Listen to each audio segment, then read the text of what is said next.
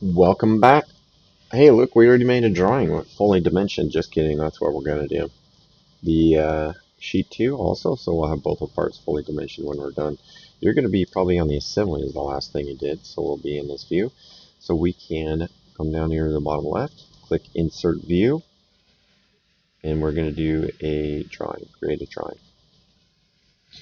Right here we've got two options. These are the last ones that I've used, but if you want more, you can click on Show All the Templates.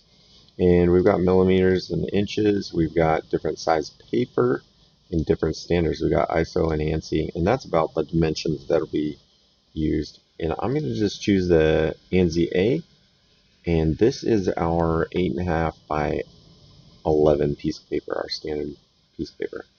I'm going to click OK. You'll see as I come in, it's got a template, it's got some pre-filled information. When did I do this? My name down there. Then I can come over here and it's already automatically selected our insert view, and we can put in our part 2 and start there. And over here we'll take a look at the dialog depending on which view. So it thinks this is the front right now, but it's actually my top, which is fine. There's no other reference to it on here. If I needed to switch, I could click between these, but I'm going to stay on the front. This will set our scale over here.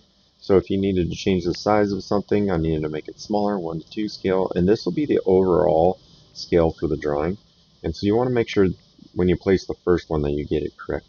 So we're going to stay 1:1, and this is my top view, so I'm going to place it up in the top position. And you'll see that it automatically switched views as I clicked, right? Or sorry, switch tools. But now we were on insert view, now we are on projected view.